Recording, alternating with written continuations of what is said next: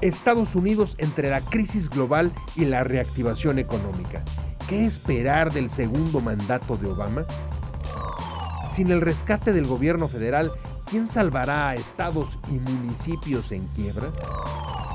Quédese con nosotros.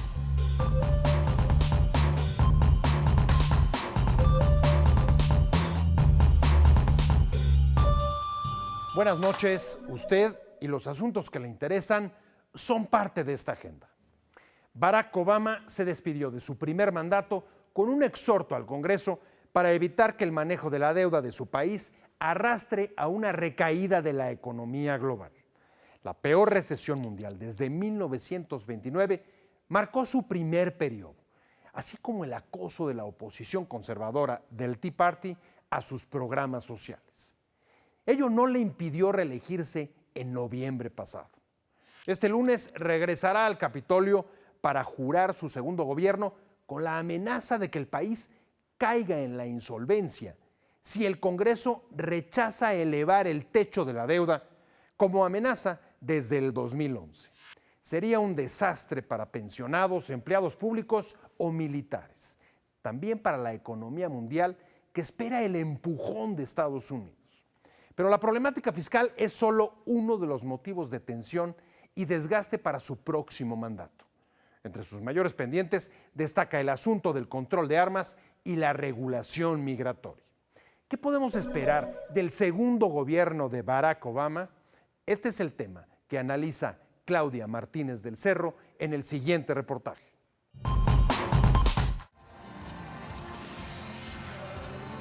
El 6 de noviembre del 2012, Barack Obama volvió a conquistar la presidencia de Estados Unidos. Esa noche prometió regresar los tiempos de gloria a la Unión Americana. We have picked ourselves up. We have fought our way back.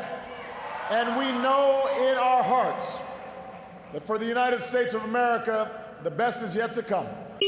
Durante su administración, en temas nacionales logró sentar las bases de la recuperación económica, tras la peor debacle financiera desde 1930. Promulgó una histórica reforma de salud que beneficia a más de 30 millones de personas y estableció la acción diferida para frenar la deportación de más de 1.700.000 jóvenes indocumentados.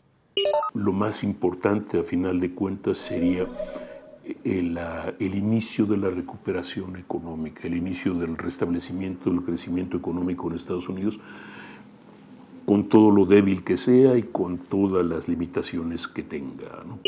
A partir del 21 de enero, cuando jure su segundo mandato de 4 años, deberá consolidar su legado y afianzar la recuperación económica mediante la creación de empleos y el apoyo a la golpeada clase media.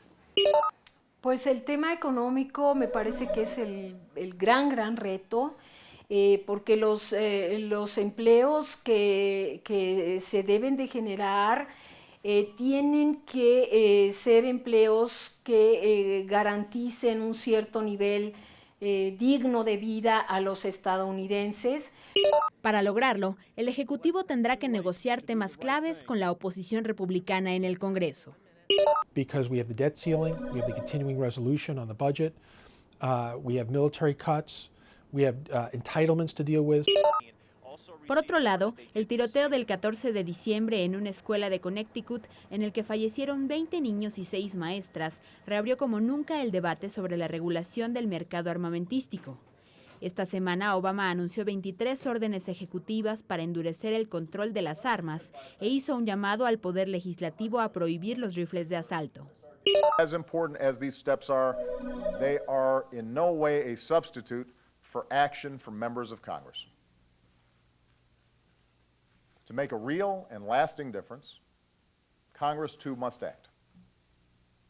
And Congress must act soon.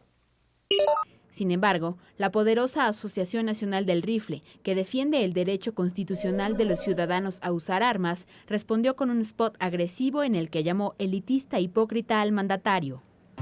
Are the president's kids more important than yours? Then why is he skeptical about putting armed security in our schools when his kids are protected by armed guards at their school? But he's just another elitist hypocrite when it comes to a fair share of security. Protection for their kids and gun-free zones for ours.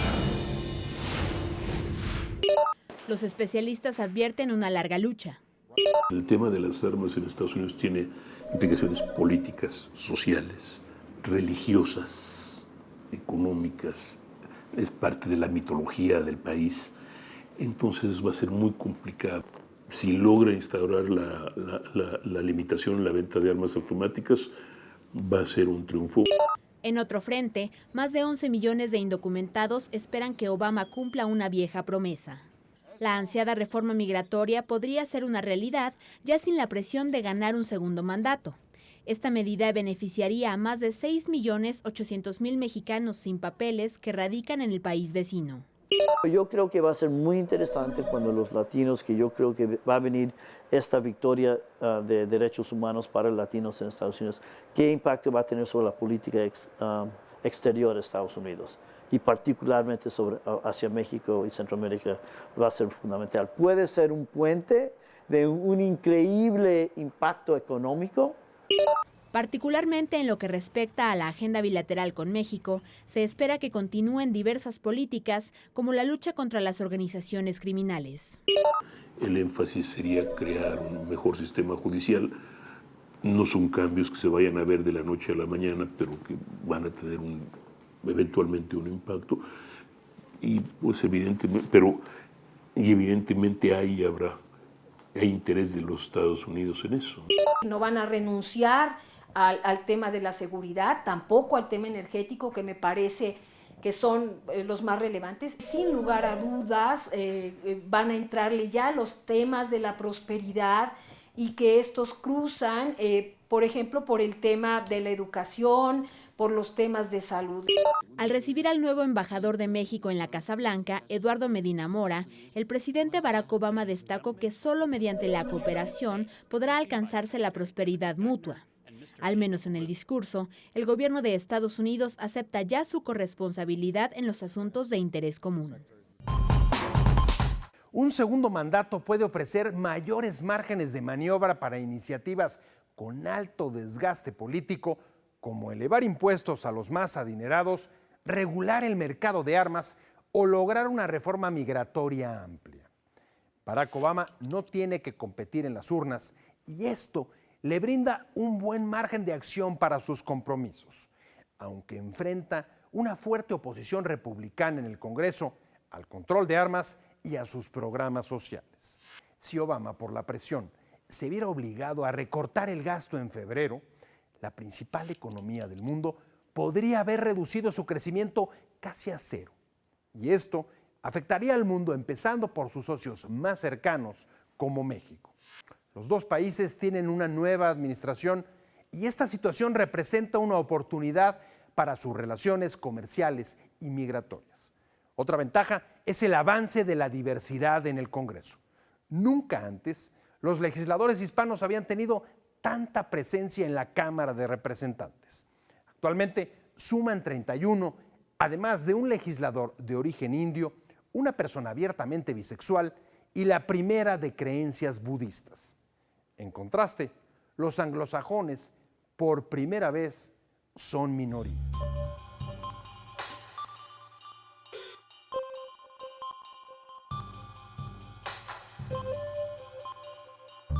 El control de armas es un tema polémico que divide a la sociedad norteamericana. ¿Por qué Obama va a empezar con este tema, su segundo mandato, que puede ser además un asunto que lo desgaste? Yo creo que esto nos lleva a una reflexión necesaria, y es que en política las cosas no son necesariamente como usted las está planeando, sino como ocurren. Y yo creo que el drama espantoso de la escuela de Connecticut, en donde mueren 20 niños y 6 profesores, sacude a la sociedad norteamericana. Y Obama se ve obligado, además de que yo creo que él siempre le ha preocupado el tema. Él tiene dos caminos para actuar. Por una parte, él puede actuar a través de las órdenes del Ejecutivo, es decir, el Ejecutivo puede tomar decisiones que no pasan necesariamente por el Legislativo. Y en ese sentido, él puede decidir sobre diversas medidas que establecen control sobre las personas que pueden comprar, sobre la manera de registrar la compra, sobre la prohibición de que éstas puedan llegar a manos de ciertos sectores que claramente no las deben tener. Y hay otras cosas como es la posibilidad de renovar la prohibición de venta de armas de asalto, que es una prohibición que ya existió, que se había tratado de renovar y había sido imposible y que tiene que pasar por el legislativo. Y la pregunta ahora es si en el legislativo el drama de Connecticut va a cambiar la posición de los republicanos y de la gente de la Asociación del Rifle o no. ¿Cuáles son las circunstancias políticas que han cambiado entre su primer mandato y su segundo mandato en el Congreso, así como también en el propio entorno del presidente Obama? En el Congreso no ha cambiado, tiene básicamente un Congreso muy polarizado y tiene un partido republicano muy polarizado y muy deseoso de obstaculizar sus medidas. Sin embargo, yo creo que algo cambió en la elección, en la última elección, y eso que cambió fue que quedó muy claro que hay un cambio demográfico en los Estados Unidos, que hay un nuevo papel de las minorías, que hay un nuevo papel de las mujeres y que en esa sociedad norteamericana que está cambiando, que tiene un nuevo perfil demográfico, en esa sociedad los republicanos no pueden mantener sus posiciones tan radicales, conservadoras que expresaba, por ejemplo, el Tea Party. El Tea Party es un partido que expresa muy bien ciertos sentimientos de la sociedad norteamericana, pero que en términos electorales no puede tener mucho éxito. Y en ese sentido creo que lo que ha cambiado es una toma de conciencia por parte del Partido Republicano en el sentido que la nueva realidad hacia la que avanza la sociedad de los Estados Unidos no les permite, si quieren ganar elecciones, seguir con posiciones tan radicalmente conservadoras como las que tiene el Tea Party. Eso es lo que yo creo que sale como resultado del análisis de por qué ganó Obama la elección y por qué los republicanos quedaron atrás en muchas cosas. Si hay un debilitamiento, digamos, de las posturas más conservadoras que en efecto bloquearon y acosaron su política, sus programas sociales en la primera parte del gobierno, ¿qué se puede esperar en la segunda parte, sobre todo en relación con la economía, con el exhorto que acaba de hacer, con lo que se despidió de su primer mandato, pidiéndole al Congreso que eleve el techo de la deuda? Desde el punto de vista económico, yo creo que el ambiente sigue siendo muy hostil para Obama. Y creo que los primeros meses de su próximo mandato, que empieza en unos cuantos días, van a ser meses muy difíciles para llegar a un acuerdo con los republicanos por lo que toca, bueno, usted ya lo sabe, el famoso el techo de la deuda y las características del presupuesto. Evidentemente, Obama tiene una tarea muy difícil, que es lograr un presupuesto que no sea recesivo y al mismo tiempo no subir tanto el techo de la deuda, porque el problema del endeudamiento público en Estados Unidos es un problema ya bastante serio y tienen que hacer algo para enfrentarlo. Sin embargo, tampoco es posible no subir el techo de la deuda, porque entonces se quedarían sin margen de maniobra económica para incluso llevar a cabo los pagos de la administración pública en Estados Unidos. Entonces, esa discusión ya la tuvimos hace algunos años, vimos que es extraordinariamente desgastante y yo creo que por lo que toca a los republicanos, su idea sobre la urgencia de reducir el papel del gobierno en la economía, que es su leitmotiv, lo que mayormente mueve a los republicanos es esta oposición a la acción gubernamental. Entonces, eso creo que no ha cambiado y por lo tanto creo que la negociación que se viene va a ser una negociación muy difícil. Quédese con nosotros. Al regresar, sin el apoyo del rescate del gobierno federal, ¿cómo evitarán estados y municipios endeudados la quiebra?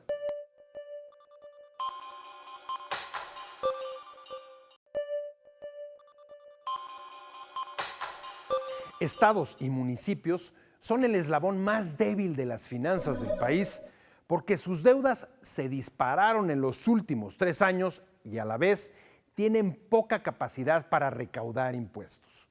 En silencio y con poca transparencia, las autoridades de estados como Coahuila, Quintana Roo y Nuevo León, o bien municipios como Acapulco y Cuernavaca, duplicaron sus deudas muy por encima de los recursos que reciben de la Federación. El gobierno se niega a rescatarlos, aunque hay casos como Jalisco que ya recibió el castigo de las calificadoras por incumplir pagos de deuda que contrató para los Juegos Panamericanos de 2011. En muchos casos, los congresos locales autorizaron deudas para afrontar el retraso de las participaciones federales. Pero también hay gobiernos que dejaron grandes huecos en las finanzas locales, como el anterior de Chiapas. El sobreendeudamiento precipitó algunas de las crisis que se viven en Europa o bien en México en 1994, cuando se hizo el Fobaproa. Si el rescate no es la respuesta, ¿cuál es la solución a este problema? Es el tema que analiza Víctor Yerbes en el siguiente reportaje. Están endeudados y en algunas ocasiones hasta en bancarrota.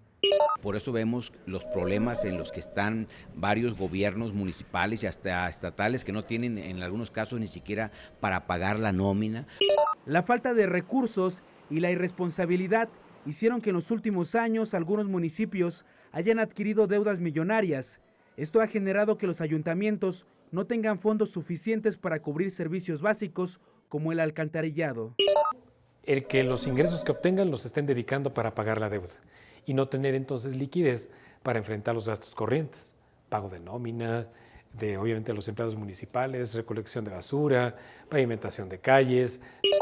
La Federación Nacional de Municipios de México estima que en nuestro país más de 1,500 ayuntamientos tienen algún grado de endeudamiento, es decir, poco más del 60%. Es decir, son lugares donde se han dejado deudas monstruosas y quien lo está pagando finalmente no es el nuevo gobierno, sino los ciudadanos, porque hay una merma en los servicios. Entre los municipios más afectados se encuentran Guadalajara, Naucalpan, Acapulco y Cuernavaca. Incluso hay casos extremos como en el estado de Chiapas, donde 72 presidentes municipales se declararon en quiebra. Esta problemática de endeudamiento se profundizó, se agravó enormemente en el año 2012. Ese fue el año que detonó y que convirtió esta problemática en una problemática fuerte, pero el hecho es que los municipios recibieron un promedio de entre 17 y 20% menos de los recursos que estaban destinados para ellos. Y los gobiernos municipales y los alcaldes tuvieron la necesidad de recurrir al endeudamiento. Ante este problema, algunos presidentes solicitaron la ayuda del gobierno federal. Sin embargo, la Secretaría de Hacienda aseguró que no habrá rescate. Me da mucho gusto que las nuevas autoridades hacendarias estén continuando con esa medida. Mira, al final de cuentas, si un estado o un municipio incurre en un nivel excesivo de deuda de manera irresponsable, bueno, pues el resto de los mexicanos no tenemos por qué, con nuestros impuestos, pagar el rescate. En materia de estados, las autoridades hacendarias señalan que las entidades con mayor endeudamiento son Distrito Federal, Nuevo León, Estado de México, Coahuila, Veracruz, Jalisco, Chihuahua y Michoacán. Reportan que la deuda total de los gobiernos locales aumentó en 4 años en 100%, pasó de 203,000 millones de pesos en 2008 a 400,000 millones en septiembre de 2012. Esto es muy peligroso para la estabilidad económica en nuestro país porque puede transmitir un riesgo exagerado a todo el sistema financiero, que pudiera entrar en insolvencia algunos estados con respecto a los créditos que contrajeron.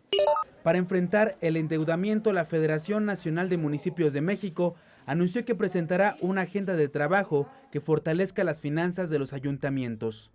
En estos días justamente estamos conversando con el nuevo gobierno, con el presidente Enrique Peña Nieto, para poner esa propuesta, esa agenda de reformas que implica reformas legislativas, reformas políticas, reformas hacendarias.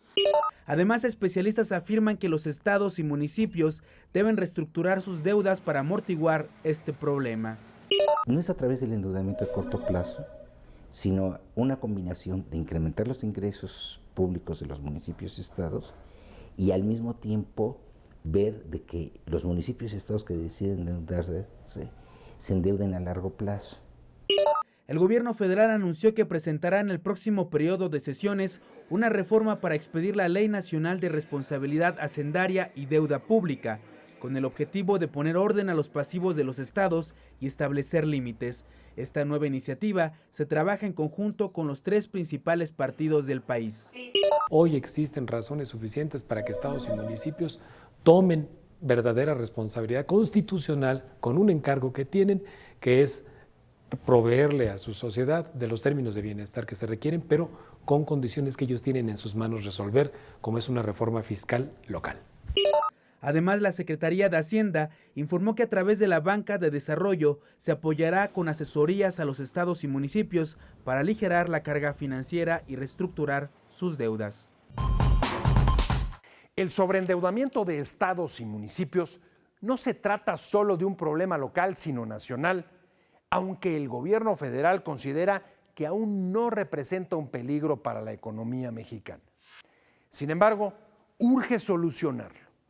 Hay consenso en que es necesario limitar la contratación de deuda subnacional para evitar situaciones extremas, como la de los municipios que no pueden pagar la nómina o estados al borde de la insolvencia. Esta semana, el gobierno federal reiteró que en el marco del Pacto por México presentará una iniciativa para regular las finanzas locales en febrero próximo. Alcanzar este objetivo debería implicar también acciones para mejorar la capacidad de recaudación de estados y municipios, transparentar el manejo de sus finanzas y mejorar la rendición de cuentas.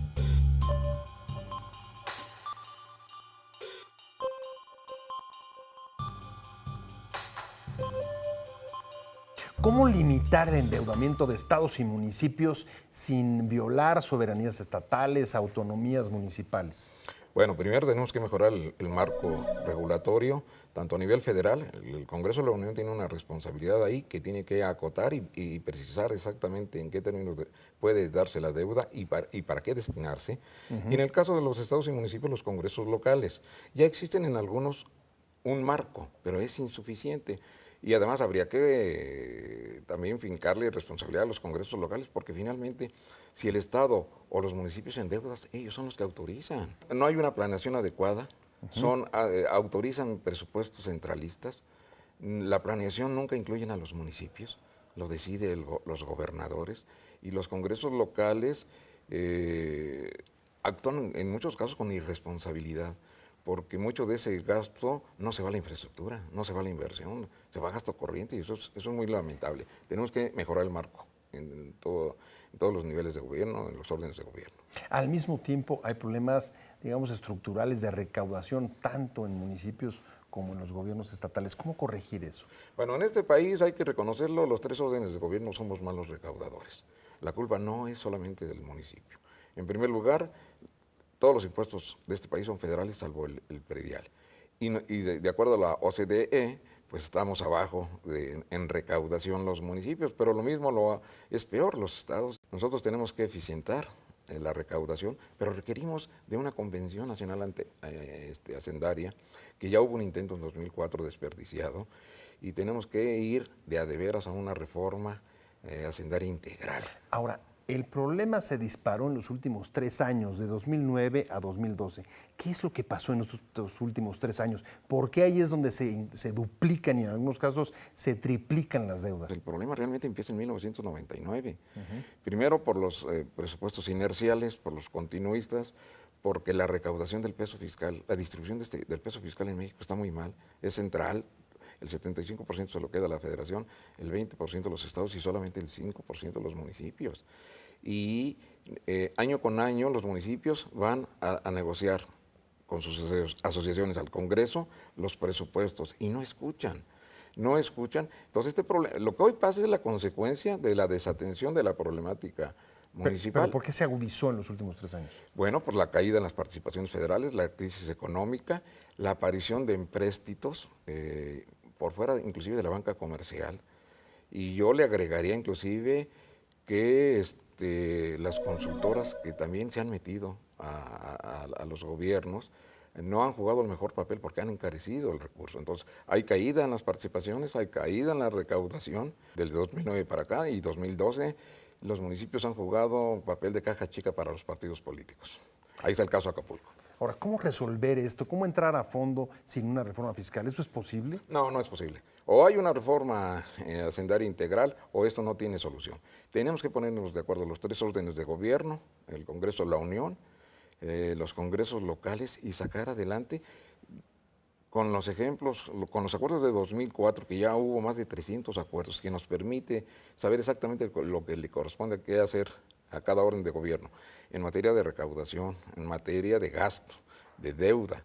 Hay ya elementos ahí que tenemos que aprovechar. 3 elementos puntuales que tendría que contener esta reforma para poder solucionar el problema de deudas y, por supuesto, de recaudación. Bueno, primero tenemos que ser más eficientes en la recaudación. Tenemos que actuar con mucha responsabilidad, incrementar. La otra, terminar con los paraísos fiscales, terminar con las exenciones. Y la otra es la eficiencia en el gasto. Menos burocracia, mayor rendición de cuentas, pero evidentemente tenemos que hacer un gasto más racional. Y el municipio no es el culpable. Son 406 mil millones de pesos lo que hoy se reconoce de deuda y solamente son 44 mil millones lo que tienen los municipios, pero de 2.441 municipios que tiene este país, solo 20 municipios son los más endeudados, tienen más del 50% de esa deuda. Habría entonces que buscar un rescate, pero caso por caso, inclusive ir hasta las últimas consecuencias. Los congresos tienen responsabilidad de ir hasta las últimas consecuencias de quienes hayan desviado recursos. ¿Los otros 2 elementos? Primero, acabar con las exenciones. En el caso municipal, todo el mundo debe pagar. Si no, los municipios les cortan el agua, les cortan el teléfono, les cortan la luz. Y en cambio, las empresas no pagan impuestos locales. Necesitamos acabar con las no exenciones, acabar con los paraísos fiscales y racionalizar el gasto. Gracias por habernos acompañado. Recuerde que esta agenda la hacemos todos y usted puede enviar sus temas y comentarios a la dirección de correo y Twitter que aparecen en la pantalla. Lo esperamos la próxima semana con reportajes y entrevistas sobre las situaciones que impactan su calidad de vida, la realidad que todos los días enfrentamos.